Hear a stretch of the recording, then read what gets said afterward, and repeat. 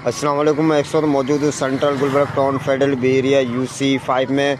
और अगर बात की जाए कराची को किसकी नज़र लग गई है, आपके सामने गंदगी के ढेर मंज़र पेश कर रहे हैं। गफलत यहाँ पे किसकी है ये भी आप कमेंट में और हमारे जो वीडियो से इसको शेयर करें। हमारे आला हुकाम तक ये वीडियो पहुँचे, उनको ये एहसास हो कि हमारी गरीब आवाम जो टैक्स दे रही है उसके बावजूद शहर कराची गंदगी का मंज़र पेश कर रहा है। आखिर ये किसकी गफलत है और क्यों इस तरह के जो आवाम को धक्के ले जा रहा है, जबकि डोर टू डोर कचरा उठाने का काम जो था वो सिंध सॉलिड वेस्ट मैनेजमेंट का था। उसके बावजूद आज भी प्राइवेट कंपनियां मौजूद हैं जो कि 300-400 रुपये पर घर ले रही हैं।